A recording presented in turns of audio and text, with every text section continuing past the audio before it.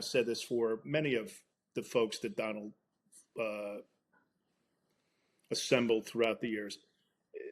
In a way, they're pawns in the end. He needs them to gain power, and you'll see them cut loose afterwards. Donald Trump has said that this visit is all about the royals. He's absolutely over the moon to be spending time with the king and the queen. Where does that love of the British royal family come from? Well, I think it's obvious. My grandmother was born and raised in Scotland, as far up north as you possibly can get. And I remember as a kid in my grandparents' kitchen, there was a portrait of the Queen. So, as did Donald, as did I, have an affection for certainly Queen Elizabeth, but the entire royal family. And do you think that that means he'll be able to keep himself out of political trouble on this trip? It's totally up to him, obviously. There's a lot going on, as you well know. Things with Donald can happen out of the blue. I obviously know there are many protesters there as he came in, but hopefully it'll go smoothly. But obviously, we have a great connection between the U.S. and Britain, so I hope it all goes well. You obviously know him better than most people. You know him. I mean, I know that your relationship has been strained, but you know him and you've known him for a long time. Those kind of protests that we see here, do those affect him? Because often people say, he gets really affected by negativity. Is that accurate? Oh, sure. As I've said many times in interviews and in my book, and to people I know, Donald does not like being mocked. In fact, what we're going through, if you know, with Gavin Newsom, the governor of California, has found a way to get under Donald's skin. And it's people say, "Oh, Gavin Newsom is mimicking." No, Gavin Newsom is mocking him. Donald does not like to be mocked, and he'll find his way to get at people who do that to him. A lot of it isn't good fun, but he will find a way to be annoyed, to say it very minimally. But yes, it can get under his skin. And in terms of what the US, what Donald Trump and his team want from the UK on this trip, is it clear from the way it's been reported in America what the point of this visit is politically? Honestly, I think it's more that Britain is just trying to keep Donald in its good graces. Keir Starmer, obviously, when he was at the White House earlier this year, did his level best to do what most people have found is the most positive way to handle Donald as that is, and you're seeing it right now, and you'll see it for the next couple of days. Just really charm him and give him accolades and the pomp and circumstances. He thrives on that stuff. What is the end goal for either party? Certainly, keeping up with his trade deals, their trade deals. But in the end, I'm sure there'll be some personal business thrown in there and country business. And again, I just hope it goes smoothly. You mentioned that the president hates to be mocked. And there is also a feeling that he likes to be around people who are perceived as successful or doing well or at the top of their game. Right. That's very much not the perception of our prime minister right now. Do you think that will matter?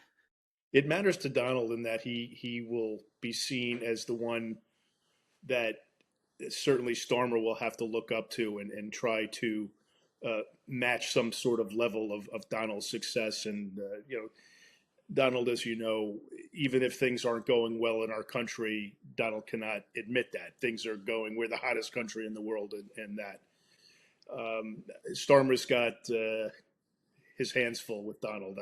It's all I can say. There is also a bit of a sort of a theme, I suppose, with this visit, this American visit, when it comes to social media, freedom of speech, because one of the things that we keep hearing when we speak to people who are in the States is that, oh, the UK, you arrest everybody for saying things on social media, you put people in prison for the things that they say. Right. Do you think he's likely to bring that up?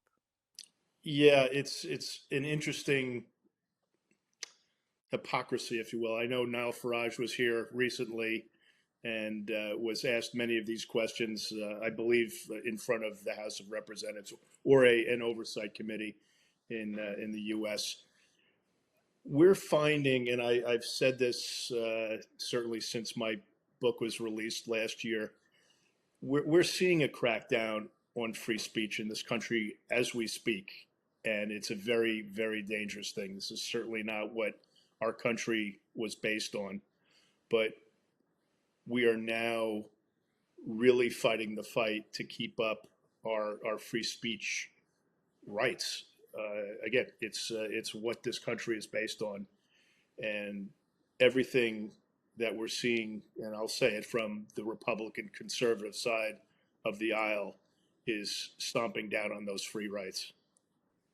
That's interesting because that's the exact opposite of what those people say. They say, and we had somebody on the program earlier this week, Carla Sands, who was saying, "Oh, the U.S. freedom of speech is intact and protected. The UK, you guys are terrible. You're looking at everything everybody says all the time." Yeah, well, there's an expression going around now, free for me, but not for thee. And it seems that's what's happening right now. If someone on the right says something, that's okay. But if someone on the left says something that is controversial or against the right, that's hate speech. That's And interesting. Has that changed, do you think, since the death of Charlie Kirk? oh, it certainly was bubbling up for months and months. It is certainly in the spotlight right now, and you could see it from almost every member of Donald's inner circle, from J.D. Vance to the Attorney General Pam Bondi to the head of the FBI Kash Patel. They are lockstep in anti-left sentiment.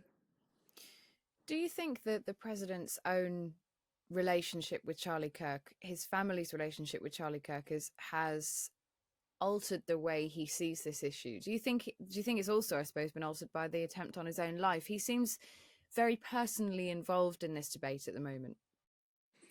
Well, if I were to be cynical, which I try not to be, but it's hard these days not to be, Charlie Kirk helped Donald get what he needed. He needed the younger vote. He needed the passion of Charlie Kirk's following. I assume that there was an affection between Donald and Charlie, but in the end, Charlie served a purpose for Donald, You mean the voters, the votes? the voters. There does seem to be some affection there. Do you think that that's not real? Do you think that it's transactional?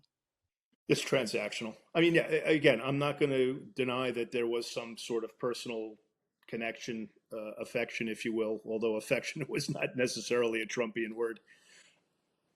But in the end, and I've said this for many of the folks that Donald uh, assembled throughout the years, in a way, they're pawns in the end. He needs them to gain power, and you'll see them cut loose afterwards, after he's gotten that power. Do you think he's still using Charlie Kirk now? Uh, he's using his movement for sure. And that movement is not going away, as we saw pretty clearly from the statement that his wife made, Charlie's wife made a couple of days after. It's not going away. And that's something the president thinks could be useful. Sure. I want to ask you finally, you mentioned there, just sort of offhand, affection isn't a word that the Trump family would use. What do you mean by that? We were a very tight family, but the love and the hugs and I'm going way back to the times when I was a child and Donald was a young adult. It was not the most affectionate family in the world. Maybe that's the upbringing of a very strict German grandfather or father to Donald. There were not a lot of hugs and kisses. Our connection as a family was in other ways.